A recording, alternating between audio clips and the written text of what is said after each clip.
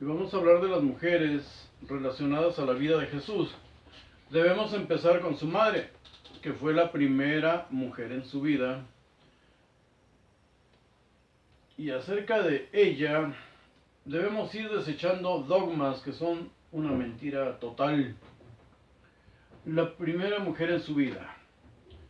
Ahí está relacionada la virginidad, pero la virginidad no es un requisito profético. Eso es mentira. En griego, partenos significa virgen. Se usa una sola palabra para definirlo, en griego. Isaías 7:14 se pretende que cumpla una profecía. Es falso.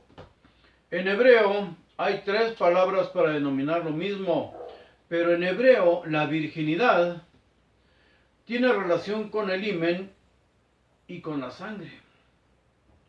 Regla o menstruación. No con el himen únicamente, y pueden corroborar esto porque es un tema amplio, difícil, en los videos 126, 127 y 128. Por cierto, en griego y en hebreo, el niño se llamará Emmanuel, no Jesús. En español, se habla en futuro acerca de esa profecía, concebirá. En hebreo, habla en presente, la joven ha concebido. Isaías no está profetizando, y menos para cientos de años después. Un profeta es verdadero cuando se cumplen sus profecías, todos lo sabemos, pero en tiempo en que están viva toda esa generación. Los vaticinios para su pueblo, por eso sin pueblo no hay profecía, es fantasía. Profetizar es dar aviso al pueblo, dar un aviso, transmitir el mensaje de su Dios. Por eso en Génesis le dice Dios a Moisés: yo soy un Dios para ti, yo soy un Dios, tú vas a repetir lo que yo te digo a ti, y tú serás un Dios para Aarón. Al mensajero, por eso se le llama profeta, para diferenciarlo de los malaj, que se supone son invisibles, le hablan solo al indicado y la mayoría de veces en sueños, los malaj. Pero también ahí hay problema, y creo que ya lo hemos visto. Los mensajeros en hebreo son mortales, incluso aparece como un mensajero, como un malaj, un ish, el mismo Yud Hei Bab Hei. Ya lo vimos cuando se le presenta a Abraham cansado, mugroso, hambriento. Jesús, su nacimiento no cumple ninguna profecía. En Isaías 9:6 dice: porque un niño nos ha nacido, un hijo nos ha sido dado, y la soberanía, el reino, reposará sobre sus hombros. El reino de Israel, no de los cielos. Y será su nombre admirable consejero, Dios poderoso, Padre eterno, príncipe de paz. Estas mismas palabras se le aplican después a Ciro, el Mesías de Yahvé. Así le llama otro que escribió en nombre de Isaías. Solo son palabras. Ahora, Emmanuel, Immanuel. ¿Qué significa? Dios con nosotros, o Dios con él, uno de los Elohim. En Isaías 8:7 dice: por eso Jehová está haciendo subir contra ellos las aguas poderosas y caudalosas del río, al rey de Asiria y toda su gloria. ¿Jehová con quién va? Con el rey de Asiria. Isaías 8:8 dice: y avanzará a través de Judá, realmente inundará y pasará por encima, hasta el cuello llegará. Y la extensión de sus alas tendrá que efectuarse para llenar la anchura de su tierra. Oh, Emmanuel. Lo está alabando, el profeta está alabando a Emmanuel en tiempo presente, y ese Emmanuel es el rey de Asiria. Por eso es bueno leer todo el tema, no solo un versículo de aquí y de allá, para vivir de él. Emmanuel significa, dijimos, Dios con nosotros. Ok, Dios está aquí en este acto con el rey de Asiria. Va sobre Israel y pasa sobre ellos porque Israel no era su objetivo. Iba a conquistar Egipto. Israel era solo un pueblito más de los muchos que se encontró el rey de Asiria en su camino. Se le enfrentó al rey de Israel y fue aplastado, obvio. Por eso los profetas le decían a su rey que no confiara en Egipto. El enorme poderío asirio iba por Egipto y lo conquistó y reinó en Egipto. Repetimos, María no cumple ninguna profecía. Y si María no cumple ninguna profecía, no hay necesidad de ningún nacimiento milagroso.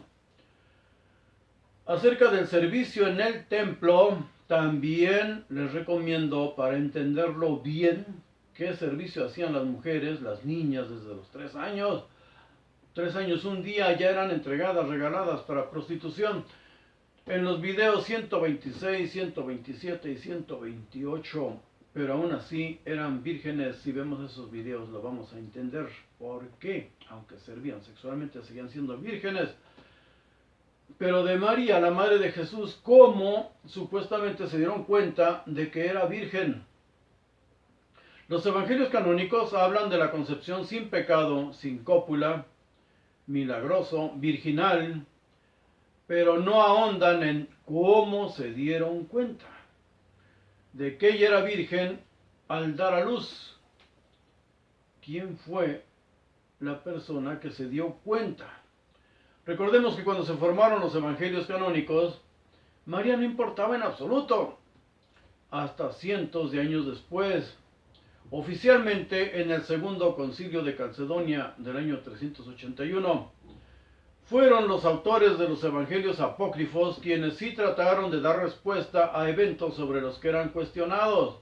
Tú podías predicar cualquier cosa, pero si había gente que razonaba, gente inteligente, siempre te iban a preguntar, ¿cómo puede ser eso?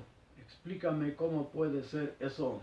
Y si sales con que son misterios de Dios, son enigmas de Dios, no vas a recibir buenas limosnas.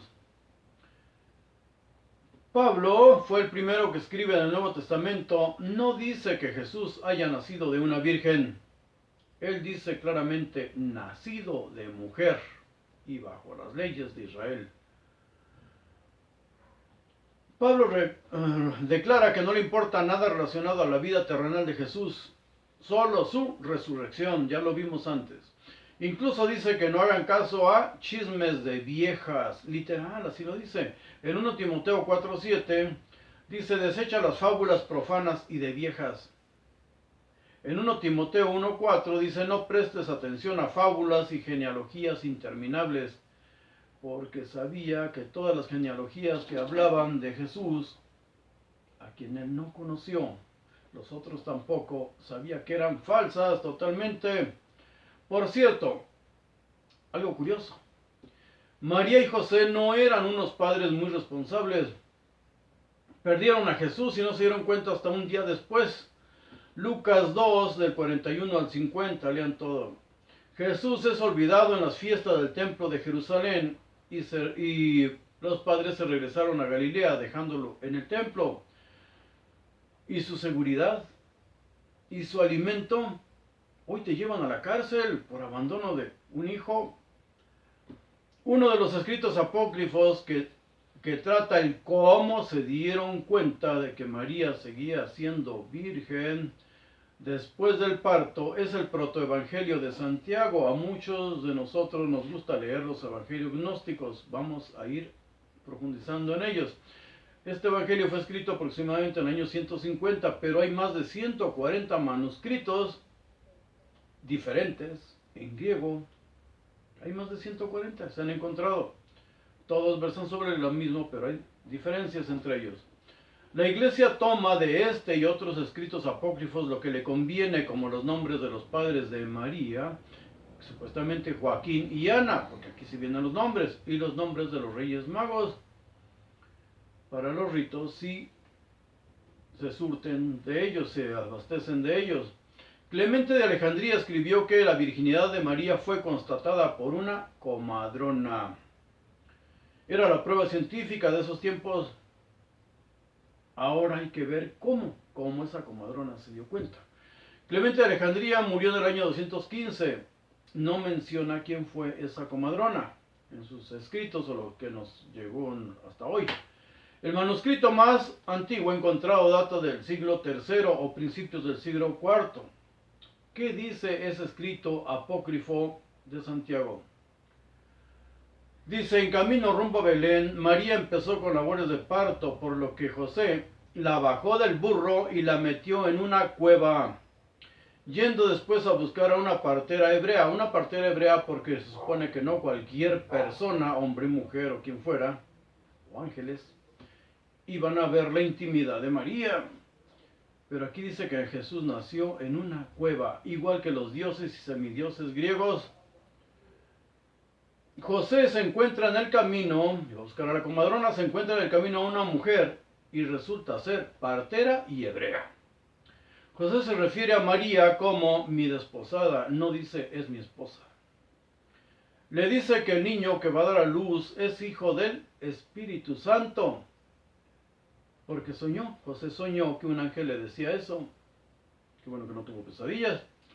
Como si todos los hebreos supieran qué era eso del Espíritu Santo, que se inventó muchos años después. Para los israelitas y judíos el Espíritu de Dios era el Ruach HaKodesh, que es el aspecto o atributo femenino de su Dios. Estos dogmas se oficializaron hasta el año 381 en el Segundo Concilio de Calcedonia.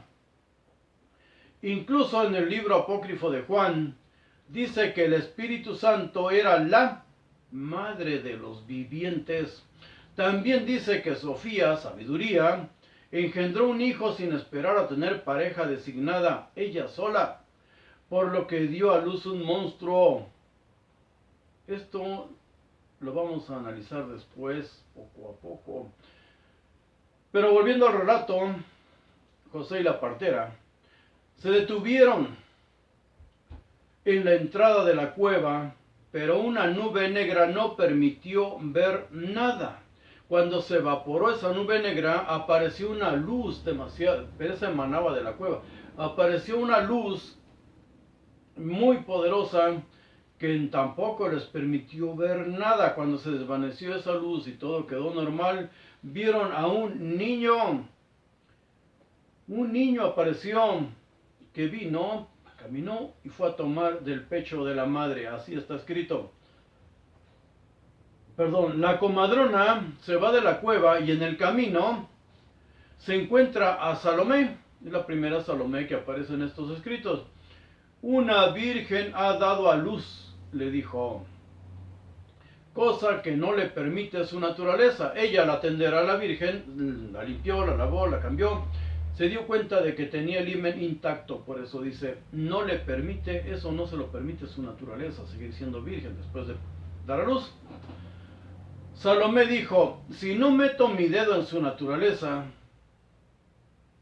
no creeré en modo alguno que la virgen ha dado a luz. La comadrona dijo a María, ahí van las chismosas, disponte, porque ha surgido una disputa no pequeña respecto a ti. María la escuchó y se dispuso.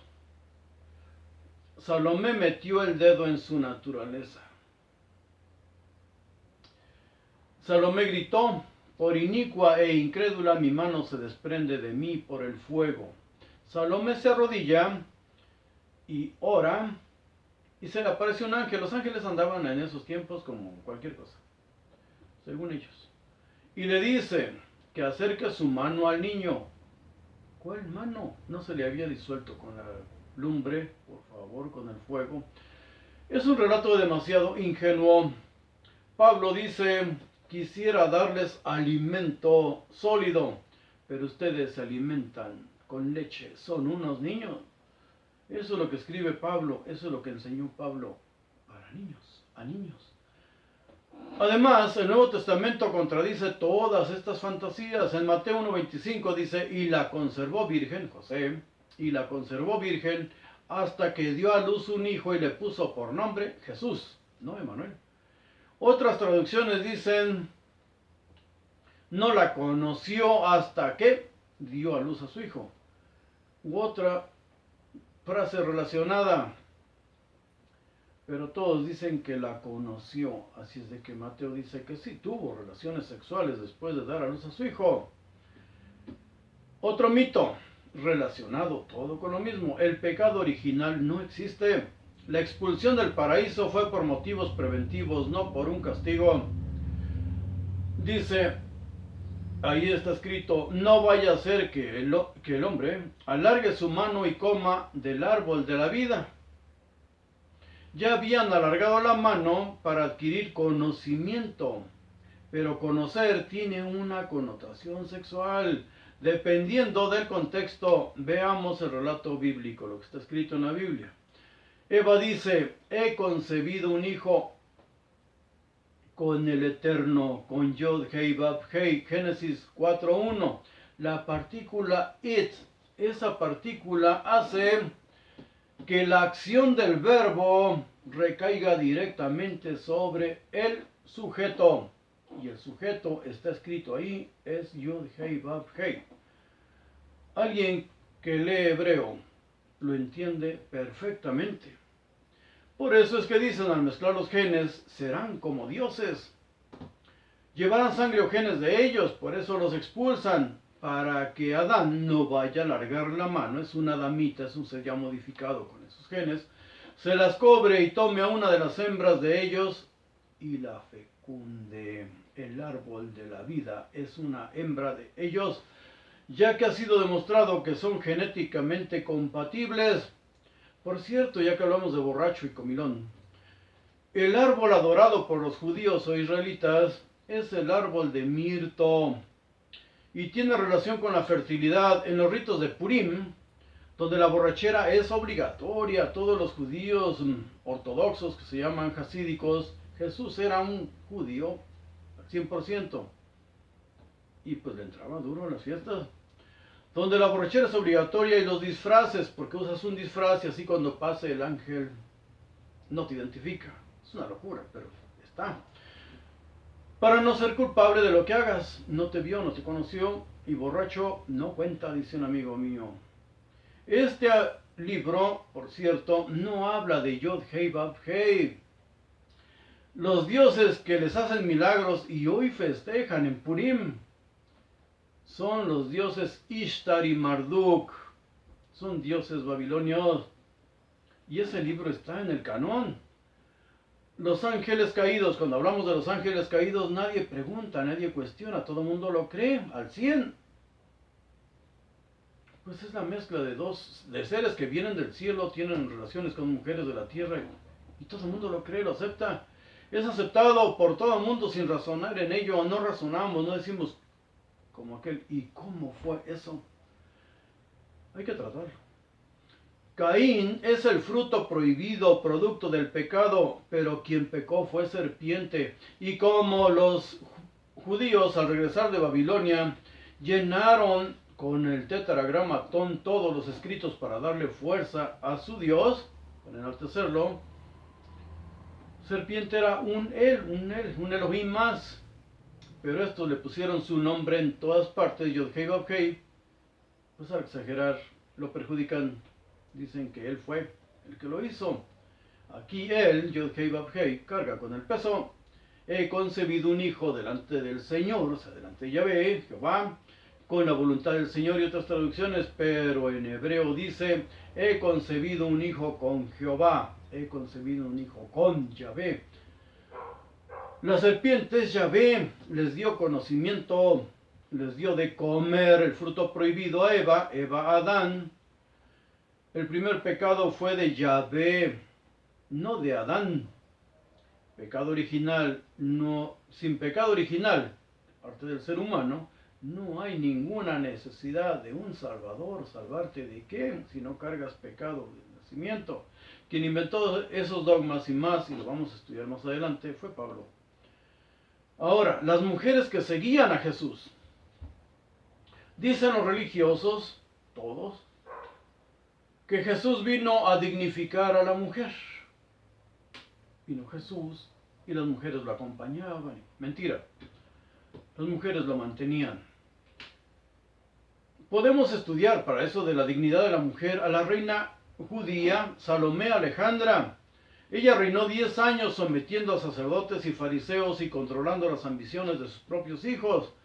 Al que ella consideraba más inútil, Aristóbulo II, le puso como sumo sacerdote de los judíos, al otro, Hircano, como comandante del ejército. Era Asmonea, no judía. No era de la dinastía de David, no era siquiera hombre para reinar en Judea. No se necesitaron profetas ni linajes para someter y destruir a ese pueblo fanático. Ellos insistieron en su locura mesiánica hasta provocarse la muerte a sí mismos. Por cierto, Salomé Alejandra reinó del año 76 al 67 antes de Cristo, solo unos años antes que el rey Herodes el Grande. Una mujer con valores se dignificaba ayer y se dignifica hoy. A sí misma no tienes que dignificarla tú, hombrecillo. Las mujeres que cita el Nuevo Testamento como seguidoras de Jesús, discípulas, lo mantenían. Pero ¿qué significaba ser discípula de Jesús? Vamos a leerlo. Apoyaban con sus bienes, dice Lucas 8, del 1 al 3. Jesús iba por todas las ciudades y aldeas predicando y enseñando del reino de Dios, y los 12 con él, y algunas mujeres que habían sido sanadas de espíritus malos y de enfermedades. María, que se llamaba Magdalena, de la que habían salido 7 demonios. Juana, mujer de Chuza, el mayordomo o administrador o intendente de Herodes. Era quien manejaba. Ese administrador manejaba todo el dinero de Herodes, y su mujer apoyaba, seguía, era discípula de Jesús. Otra que lo acompañaba era Susana, una de sus hermanas, de las hermanas de Jesús, se llamaba Susana, otra Salomé. Dice, y otras muchas que le servían de sus bienes. Vamos a ver cuando Jesús rechaza a su madre y a sus hermanos en Lucas 8, 20 y 21. Le avisaron a Jesús, tu madre y tus hermanos están fuera y quiere verte. Él entonces respondiendo dijo, mi madre y mis hermanos son los que oyen la palabra de Dios y la hacen. No solo los bocones que Señor, Señor, la hacen, la practican. En Lucas 14, 26 dice, si alguno viene a mí y no aborrece a su padre y a su madre, a su mujer, a los hijos y a sus hermanos y hermanas, y aún hasta su propia vida, no puede ser mi discípulo. Estas cosas solo las puede entender quien está o ha estado en el ejército o en una guerrilla. Tu familia no es la que comparte la misma sangre contigo. Es todo aquel que está dispuesto a sangrar por ti, a dar su vida por ti. Otro relato controversial, pero que nos pone en perspectiva de análisis crítico de estos personajes y de su época, es el Evangelio de Tomás, el número 127 de Nag Hammadi. Dijo Jesús, mi hermosa niña, reposarán dos en un mismo lecho. Esto de verdad debemos analizarlo palabra por palabra. Palabra por palabra. Dijo Jesús, mi hermosa niña, reposarán dos en un mismo lecho. Uno morirá y el otro vivirá, en el llamado después arrebatamiento. Dijo Salomé, ¿quién eres tú, hombre? Se asusta. ¿Quién eres tú, hombre? ¿Y de quién le perteneces? ¿Con quién vas a estar echado cuando ocurra eso? Porque dice, te has subido a mi cama y has comido de mi mesa. No dice hemos comido en la misma mesa. Tú has venido a comer de mi mesa. Tú te has subido a mi cama y ahora me estás predicando que cuando sea el final de los dos uno vivirá y tú te haces llamar el bueno. Entonces si estoy contigo en la cama, yo me voy a morir. Uno vivirá y el otro morirá. Díjole Jesús, los rollos, ¿verdad? Díjole Jesús, yo soy el que procede de quien me es idéntico. He sido hecho partícipe de los atributos de mi Padre. Salomé dijo, yo soy tu discípula. Estas eran las discípulas de Jesús. Jesús le dijo, Por eso es que te digo que si uno ha llegado a ser idéntico, se llenará de luz, mas en cuanto se desintegre, se inundará de tinieblas. El final va a ser la nada, la oscuridad, según el Evangelio de Tomás. Por cierto, el Evangelio de Tomás no hay crucifixión, por lo tanto no hay resurrección. Debemos leerlos, son muy interesantes. María Magdalena merece ser tratada por separado. Es tan importante que 2000 años de catolicismo no la han podido vencer, ni siquiera opacar. ¿Por qué? De ella vamos a hablar enseguida, de María Magdalena y su relación con Jesús. Gracias y gracias por suscribirse, ya casi somos 5000.